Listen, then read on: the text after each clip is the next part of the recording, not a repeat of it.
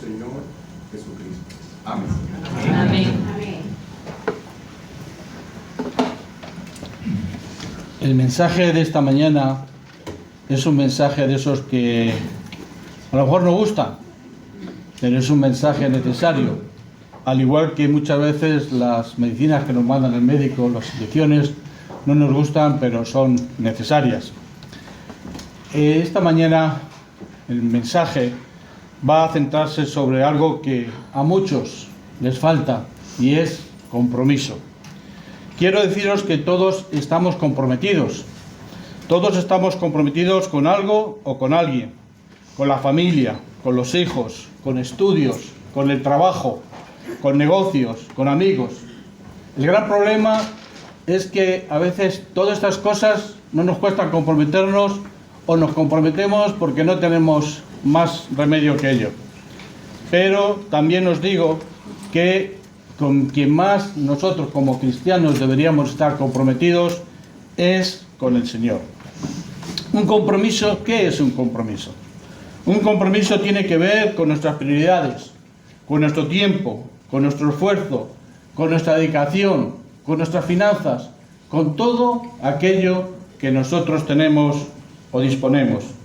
Dios ha dejado bien claro, tanto en el Antiguo como en el Nuevo Testamento, que quiere personas comprometidas con Él, con su iglesia.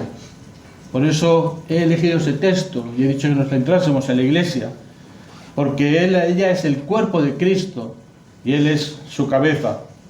Y el amor nuestro por Él, por lo tanto, se debe manifestar en un compromiso.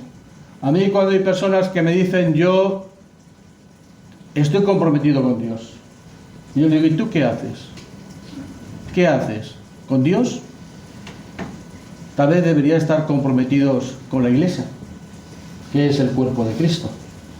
Porque Dios no necesita nada en sí mismo. Dios no necesita nada que le hagamos a Él. Esta mañana decían en un programa que incluso Dios no necesitaba ni que cuando nosotros le dimos, Señor, te damos la gloria. No, es que Él tiene toda la gloria es suya.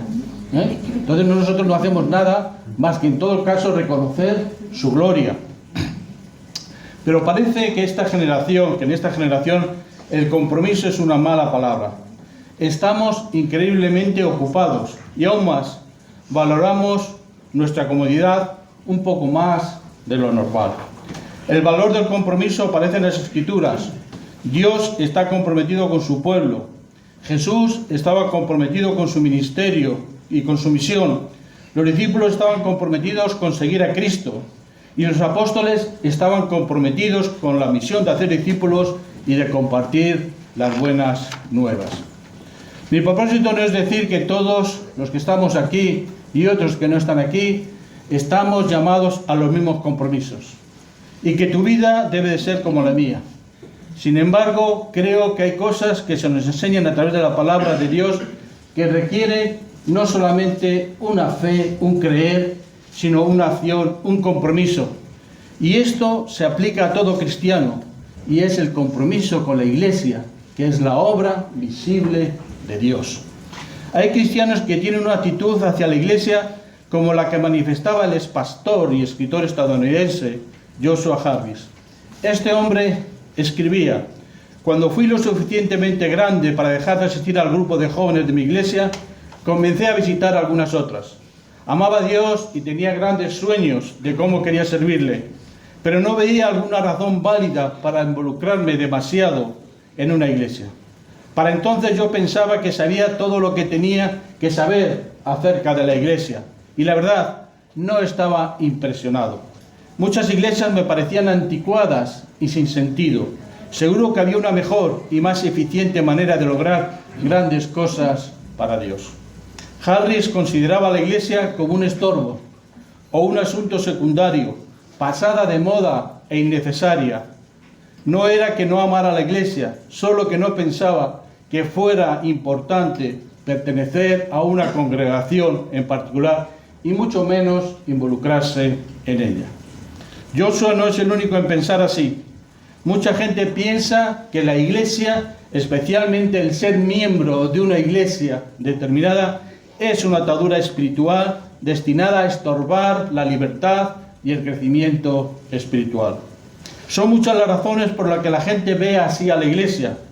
Algunos cristianos son indiferentes a la membresía y a las actividades que la Iglesia a las cuales ellos asisten realiza de una manera cotidiana. Otros son ignorantes, no están informados, nunca se han preocupado por conocer lo que dice la Biblia acerca de la Iglesia local. Otros son indecisos, no pueden decidir a qué iglesia unirse. Tal vez son el tipo de personas que nunca toman una decisión real. Van de iglesia en iglesia y no crecen porque no arraigan en ninguna de las congregaciones que visitan. Por otro lado, existen los cristianos independientes. Son los llamados llaneros solitarios, que no quieren ser molestados con las cargas, entre comillas, de la membresía de la iglesia. Su plan es asistir a la iglesia, consumir lo que necesitan y retirarse sin compromisos. Vienen, reciben y se van sin realmente dar de parte de ellos lo que ellos tienen. Finalmente existen aquellas personas que son lentas en comprometerse con una iglesia local, porque su corazón está en otro lugar. Están fuertemente ligadas a la iglesia local en la cual crecieron. No pueden unirse completamente a otra iglesia en su comunidad porque nunca se han desprendido emocionalmente de la iglesia, origen de la iglesia que les vio nacer. Sin embargo, el alimento y la ayuda espiritual lo están recibiendo en la iglesia local a la cual ellos están asistiendo, pero su compromiso, sea personal, económico, oraciones, está en su iglesia de nacimiento. Todas estas perspectivas de la iglesia local tienen el mismo problema de raíz. Fracasan en entender el propósito y la seriedad que Dios tiene para la iglesia local. Es decir, Dios quiere que la iglesia local sea el eje central de la vida, o mejor dicho, el eje central en la vida de los creyentes. La gente no se convierte en miembros comprometidos porque no han entendido que dicho compromiso es precisamente lo que Dios espera de su pueblo. Dios no quiere gente que cree y ya está. La fe sin obras es muerta.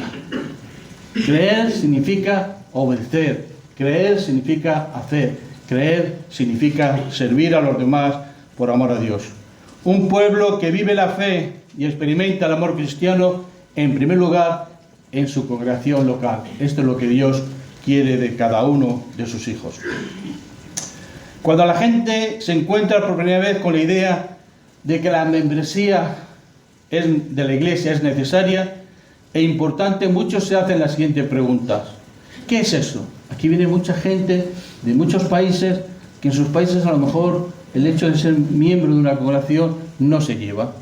Asisten y ya está, absolutamente. Pero, y por ellos, cuando nosotros les hablamos de ser miembro de una congregación, se hacen las siguientes preguntas. ¿Qué es eso? ¿Realmente es importante ser miembro de una iglesia? ¿Dónde se puede encontrar eso de la membresía en la Biblia? En efecto, uno no puede ir a la Biblia y esperar a encontrarse con el libro de la membresía eclesiástica o con un capítulo titulado ¿Cómo convertirse en miembro de la iglesia? La información bíblica no es así de clara en este asunto, pero la idea de la membresía sí se encuentra en las Escrituras y lo que hay que hacer es leer y entender, a veces entre líneas.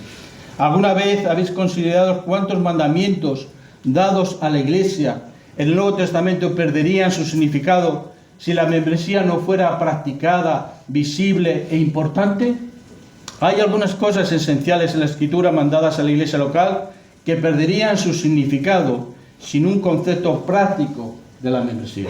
Voy a poner simplemente unos pequeños ejemplos. 2 ejemplos.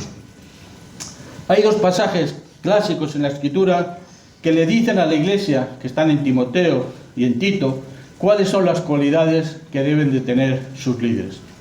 Además de estas cualidades, existen otros pasajes que mandan a los líderes a pastorear el rebaño y a la iglesia a someterse a sus líderes. Por lo tanto, qué difícil sería si no hay unos miembros que hubiera un rebaño y que hubiera unos líderes que tuvieran que servir a ese rebaño y que hubiera unos miembros que tuvieran que tomar en consideración lo que los líderes de la Iglesia dicen al respecto. ¿Entendemos? Es decir, cuando tú te consideras parte de una iglesia, estás atentos a lo que los líderes, que son los siervos de la iglesia, disponen para la iglesia. También otro ejemplo, en varios textos bíblicos se nos habla acerca de aplicar la disciplina de la iglesia a aquellos cristianos que vulneran los mandamientos de Dios. Un motivo por el cual la Biblia ordena la práctica de la disciplina de la iglesia es para hacer una clara distinción entre la gente de Dios y la gente del mundo, la gente de alrededor. Nosotros no tendríamos ninguna posibilidad de decir, hermano, esto que estás haciendo no es conforme a la palabra de Dios y por lo tanto, si no rectificas, no tienes lugar aquí en medio de nosotros. Si no fuera porque existe un concepto de membresía, porque la gente se identifica con esa iglesia y porque los que están al frente de la iglesia entienden que en un momento determinado deben ejercer la disciplina a esos hermanos que están ahí en la iglesia. Algunos estarán pensando, pero en la iglesia primitiva no existía ningún tipo de registro de miembros. Y eso tampoco está tan claro, ya que existe la ligera posibilidad de que en la iglesia primitiva sí tuviera un registro de miembros. Así, por ejemplo, en primera de Timoteo 5:9 dice: sea puesta en la lista solo la viuda no menor de 60 años que haya sido esposa de un solo marido. Cuando se planteaban en que había que ayudar a las viudas, no ayudaban a cualquier viuda que se acercara por allí, sino que decían, vamos a hacer una lista de aquellas que son miembros de la iglesia y que han sido esposas de un solo marido. Al respecto, es decir, existía una lista de miembros a las cuales tendría que ayudar. Y fijaros en otro texto, 2 Corintios capítulo 2, versículo 6, se nos dice que fueron muchos los que participaron en la reprensión de un hombre. Es decir, da a entender que los que participaron no eran cualquiera. Aquellos que participaron en la represión de ese cristiano no eran cualquiera, sino alguien que estaban identificados como miembros de la iglesia. Y debería existir un control, porque no cualquiera que pasara por allí podría tomarse atribuciones. Es como cuando hacemos aquí nosotros una asamblea administrativa. No cualquiera que pase por la puerta puede entrar y puede votar y tomar decisiones acerca de cómo tiene que organizarse la iglesia, acerca de cómo tenemos que distribuir nuestros fondos. Sino, imaginaros que cualquiera que pasase tuviera capacidad de decidir acerca de lo que tiene que hacer la iglesia, ¿verdad? Sería algo que no tendría ningún tipo de sentido. Pues lo mismo decir, en la iglesia primitiva había cierto control, había ciertas relaciones acerca de quién eran realmente ancianos. Perdone, quiénes eran miembros. Elegir ancianos, someterse a ellos, administrar la membresía, llevar el registro y votar son acciones que solo tienen sentido si existe un cuerpo visible y reconocible. Así que aunque la Biblia no nos provea un tratado bíblico sobre la membresía, sí tenemos suficiente evidencia en ella como para inferir que la Iglesia practicaba la membresía como parte de su ministerio. Existen muchas características, ahora voy a hablar acerca de las características que debe tener el miembro de una iglesia. Y lógicamente, por encima de todas, está el amor. Un amor comprometido con cada uno de sus hermanos, con cada cosa que hace, con cada cosa que tiene que soportar. El amor es fundamental probablemente para que la iglesia pueda funcionar. Si no es así, la iglesia realmente será un completo desorden. Dice Juan capítulo 13, versículo 34 al 35. Un nuevo mandamiento os doy, que os améis unos a otros como yo os he amado, que también os améis unos a otros. En esto conocerán todos que sois mis discípulos, si tuviereis amor los unos con los otros. Nosotros presumimos de ser cristianos, presumimos de asistir a una iglesia cristiana, y realmente la gente cuando viene, con la que nos relacionamos, puede ver el amor de Dios en nosotros, puede darse en nosotros que ellos conozcan que somos discípulos de Dios por el amor que nos tenemos los unos a los otros. O nos comportamos igual como algunas personas del mundo se pueden comportar en sus relaciones entre ellos. La característica distintiva del cristianismo es el amor. Esa clase de amor que Jesús demostró en primer lugar hacia cada uno de sus seguidores, hacia cada uno de nosotros. Y por eso nosotros estamos aquí, porque hemos experimentado de una manera personal el amor de Dios en nuestras vidas, amándonos a pesar de nuestras faltas, amándonos a pesar de nuestros pecados y teniendo paciencia con nosotros para que lleguemos a un tiempo, a un momento en el cual podamos realmente responder al amor de Dios. Porque el amor siempre vence. Cuando ponemos amor, a pesar de la resistencia de otras personas, al final encontraremos amor. No es sorprendente entonces que un cristiano comprometido sea alguien que se caracteriza por expresar esta clase de amor hacia otros cristianos en primer lugar, no exclusivamente, porque los cristianos nos tendríamos que caracterizar por amar a todos. Cuando nosotros servimos, ayudamos, nunca preguntamos: ¿tienes carné de cristiano? Porque Jesús, ¿verdad que nunca preguntó? ¿Qué creía, qué pensaba aquel al que él ayudaba, al que curaba la enfermedad? Pero en primer lugar hacia nosotros, porque nosotros muchas veces nos llamamos hermanos, y si realmente entre nosotros, que somos hermanos, no hay ese amor, ¿cómo va a haber ese amor con terceras personas? Y el mejor lugar para amar de esta manera es en la iglesia local. Podemos entender entonces por qué el autor de Hebreos nos exhorta a considerarnos unos a otros para estimularnos, fijaros, al amor y a las buenas obras, no dejando de congregarnos como algunos tienen por costumbre, sino exhortándonos, y tanto más cuando veis que aquel día se acerca. La constante asistencia a la iglesia no es algo que es obligado, sino que está unido fuertemente a la idea de estimularnos al amor y a las buenas obras los unos a los otros. El amor de Cristo se debe reflejar más que en cualquier otro sitio en la iglesia local. Fijaros lo que dice el texto bíblico: si alguno dice yo amo a Dios y aborrece a su hermano, es un mentiroso. Pues el que no ama a su hermano a quien ha visto, ¿cómo puede amar a Dios a quien no ha visto? ¿Tú no amas a alguien de la iglesia? Tendrías que plantearte, si es así, ¿dónde está tu amor hacia Dios? La iglesia es donde el cuerpo de Cristo es visible plenamente al mundo. La gente que entra en contacto con nosotros, con la iglesia, debe percibir inmediatamente, en cuanto entra por esa puerta, que Dios está aquí por el amor que vea en nosotros. Eso es lo que tiene que percibir, no otras cuestiones. Ahora bien, hemos hablado de membresía, hemos hablado de ser miembros de una iglesia local. ¿Cómo se ve que un miembro realmente está comprometido con la iglesia, con su iglesia de la calle Teruel, en este caso en particular?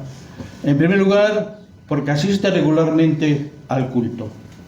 Este es el ministerio principal y de mayor importancia de cada cristiano en la iglesia local. Ello nos permite identificarnos como cristianos.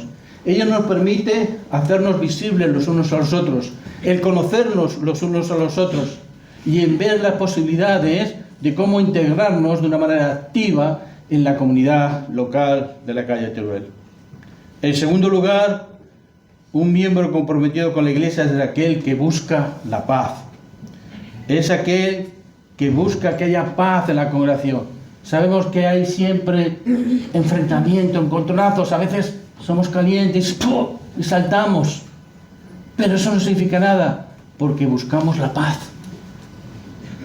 El que se calienta luego se da cuenta y dice ¡pah! Y el que ha visto al otro que se calienta dice no pasa nada. Hoy le ha tocado a él, mañana mejor me toca a mí. Dice Romanos 14:19: Sigamos lo que contribuye a la paz y a la mutua edificación.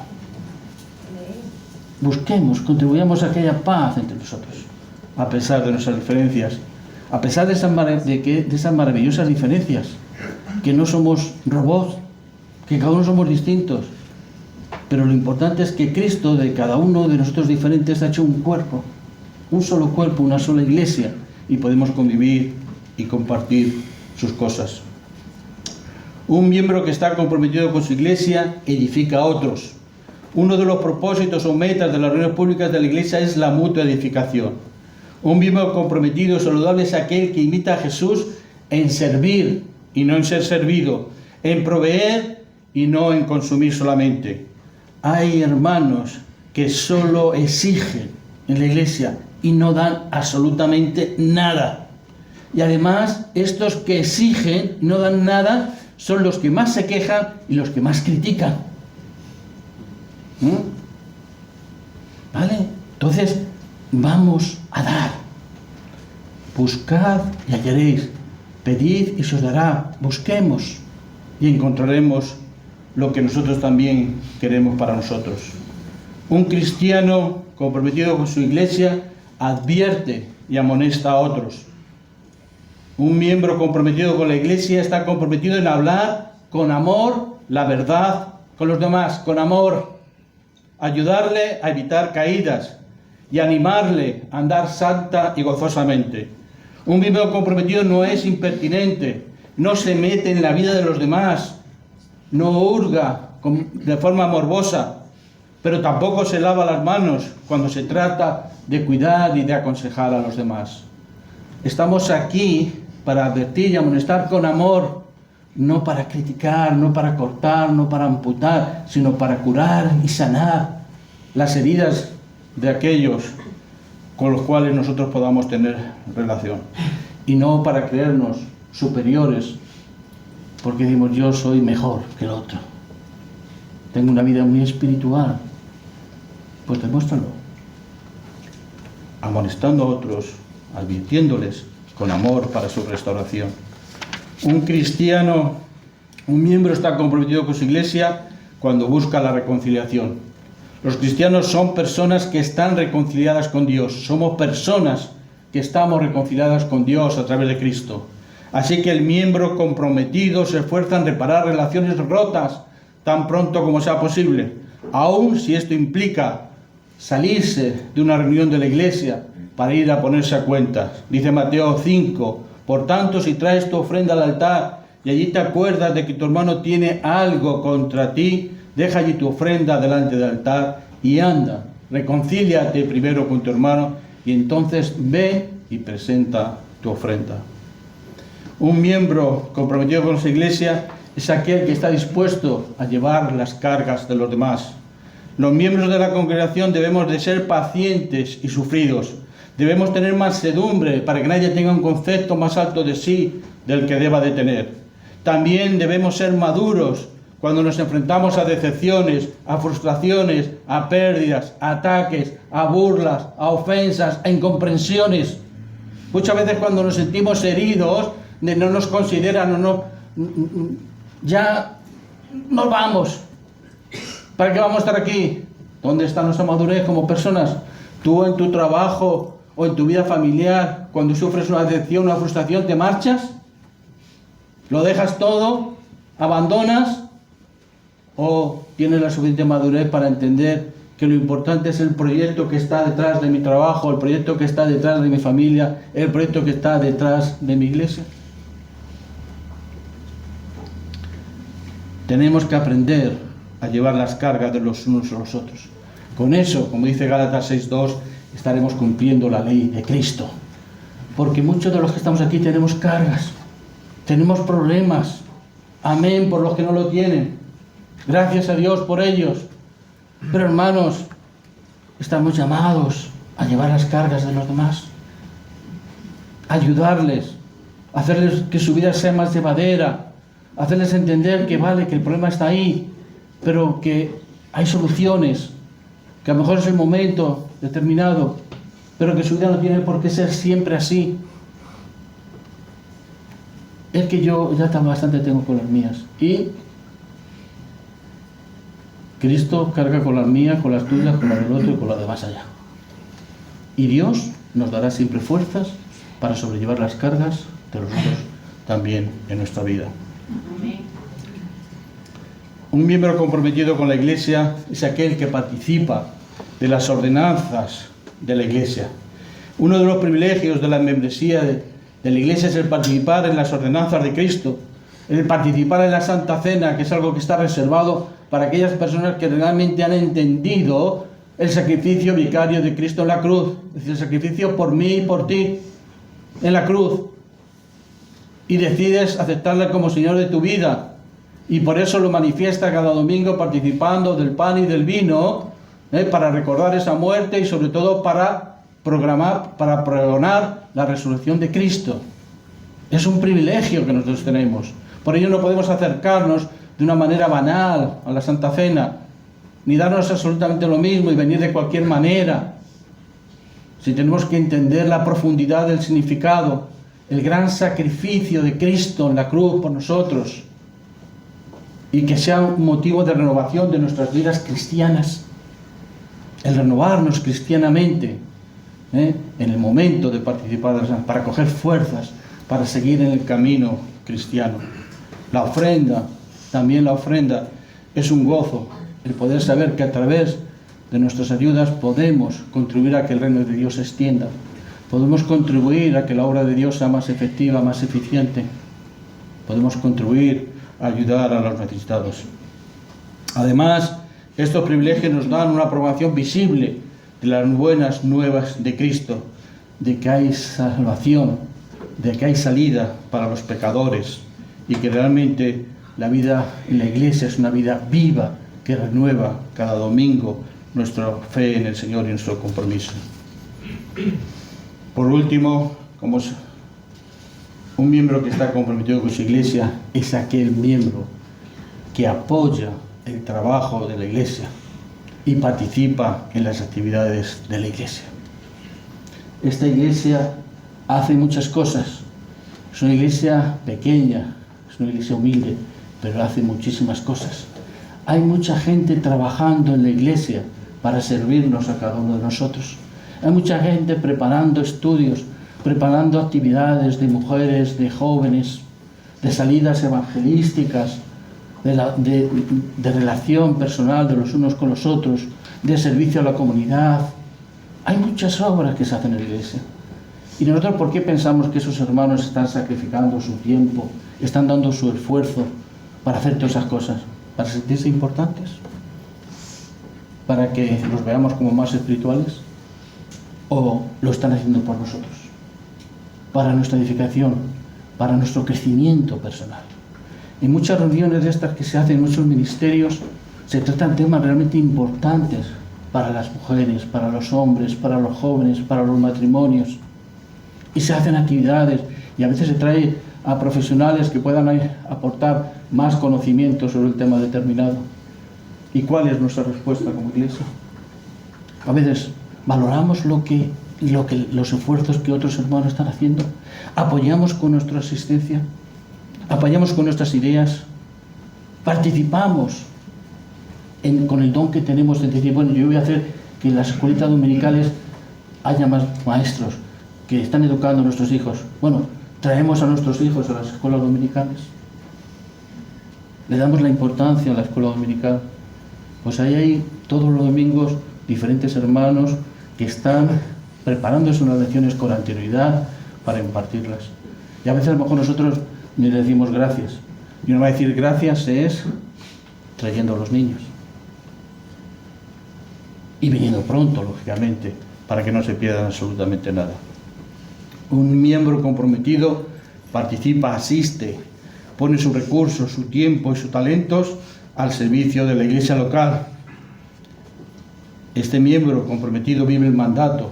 Dice, de manera que teniendo diferentes dones, según la gracia que nos es dada, si de profecía, úsese conforme a la medida de la fe, o si de servicio, en servir, o el que enseña en la enseñanza, el que exhorta en la exhortación, el que reparte con liberalidad, el que preside con solicitud, el que hace misericordia con alegría. un miembro de la Iglesia que sabe que tiene esos dones, los pone al servicio. Porque nuestros dones son para la edificación de la Iglesia, no para ti solo. Yo a veces digo que hay hermanos que cuando se mueren casi no podemos ni llevar la caja de lo que pesan, porque se llevan íntegramente todo. Todos los dones que Dios les ha dado, no han repartido ninguno. No han repartido ninguno. Se los llevan íntegros. Ya, qué ricos son. Pues lo siento, hermano, pero no es eso lo que Dios quería de ti. Dios te ha dado dones para la edificación de su Iglesia. Fallar en comprometernos con la esposa del cabeza de la Iglesia al unirnos a su cuerpo es una señal de ingratitud proveniente de un corazón duro e ignorante. Nosotros que tenemos el privilegio de vivir en un país donde podemos unirnos a una iglesia local libremente, deberíamos de tener en mente la amonestación que hace Dietrich Bonhoeffer. Dietrich Bonhoeffer fue un pastor alemán que, como sabéis, fue ejecutado por los alemanes. Y él decía, es por la gracia de Dios que una congregación puede reunirse visiblemente en este mundo para compartir la palabra de Dios y disfrutar de sus sacramentos. No todos los cristianos reciben esta bendición. Los presos, los enfermos, los desamparados y los predicadores del Evangelio en tierras paganas están solos. Ellos saben que la comunidad visible es una bendición. Por lo tanto, aquel que hasta el día de hoy ha tenido el privilegio de vivir libremente en compañía de otros cristianos, alabe la gracia de Dios desde lo más profundo de su corazón, que caiga de rodillas y agradezca a Dios diciendo, es por su gracia, nada más que por su gracia, que se nos permite vivir en comunión con otros cristianos. Ahora bien, es importante que entendamos que tenemos que llegar a un compromiso con la Iglesia, con esta Iglesia en particular y con la Iglesia universal en general. Pero para llegar a este compromiso con la Iglesia, antes es necesario de que estemos comprometidos con tener un crecimiento espiritual y personal de cada uno de nosotros. Si no hay este crecimiento, no va a ser posible ningún tipo de compromiso. Estamos de acuerdo en que no podemos hacer nada de valor eterno por nuestra cuenta. Somos conscientes de que la obra de transformación renovadora de nuestro interior que debe suceder en nosotros para tener un compromiso con la Iglesia solo se consigue a través del Espíritu Santo. ¿Y cómo nos habla el Espíritu Santo? El Espíritu Santo nos habla a través del estudio de la palabra, a través de la oración y a través de estar en las cosas de Dios. ¿Cuánta gente es bendecida cuando está en las cosas de Dios? ¿Cuánta gente es bendecida? A lo mejor no os dais cuenta, pero salimos bendecidos siempre que venimos. Yo cuento algunas veces, había veces cuando yo soy un miembro de la iglesia normal, ahora es que soy un poco anormal, a veces los jueves no me apetecía venir al estudio bíblico, tan lejos, y llegar aquí a las 8 que ya es de noche, y irme de noche. Pero yo pensaba en el hermano que se había preparado el estudio, en el esfuerzo que había hecho, y vencía la pereza, y me venía. Y os digo la verdad, nunca me fui vacío. Nunca me fui vacío. Siempre encontré algo para mi vida. Siempre encontré algo para mi vida. ¿No te pasa a ti cuando vienes? A veces a lo mejor no te apetece, pero dices, gracias Señor, porque hoy he recibido de ti. Unas veces recibimos más, otras menos, pero siempre recibimos algo. Nunca nos vamos de vacío de la promesa de Dios. A menudo nos da miedo el escuchar la palabra compromiso, pero cuando hay compromiso con mi crecimiento espiritual, entonces el crecimiento hacia afuera, hacia la iglesia, hacia los demás, es el resultado de la gracia de Dios en mi vida, que me empuja a compartir y a vivir con otros el amor y la fuerza que encuentro en esa intimidad con Dios. Tú no puedes vivir en intimidad con Dios y no salir a hacer cosas. No puedes, porque el amor de Dios nos impulsa a hacer cosas, a vivir. Esa fe, esa fuerza tan grande que Él nos da con el mundo. con los demás, cada uno a su manera, como sienta su llamado. ¿Os acordáis cuál fue el reto para el año pasado que pusimos aquí para todo nuestro curso hasta julio del año que viene? Fue el del testimonio personal. ¿Os acordáis que teníamos un cartelito ahí? Ponía reto del año, testimonio personal. No sé cómo habréis cumplido cada uno vuestro reto. Yo no se puede decir que estoy muy contento, porque he fallado. A veces ha habido momentos que tal vez no he dado el testimonio que tenía que haber dado. Y lo siento muchísimo. Pero no he parado en ese testimonio. Y sigo cogiendo ese testimonio como algo parte de mi vida frente a los demás, porque quiero que los demás, cuando me vean a mí, vean a Cristo. El amor de Dios en mi vida. Este año hemos puesto otro reto, sin olvidar el reto del año pasado, que es el del compromiso. El del compromiso con tu iglesia. Con nuestra iglesia, esta iglesia, que es de todo. Compromiso con cada uno de mis hermanos. Amarlo, entenderlo, perdonarlo, ayudarle.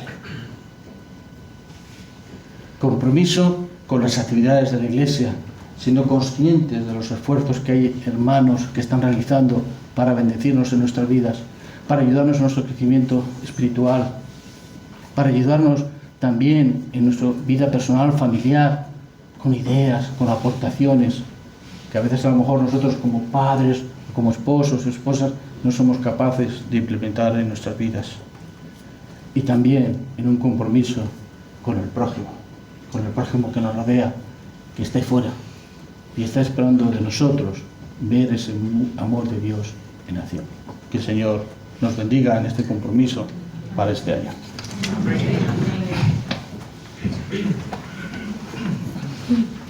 Mientras preparamos todo, hermanos, vamos a cantar el 209, por favor. Mientras preparamos. Mónica, ven para adentro.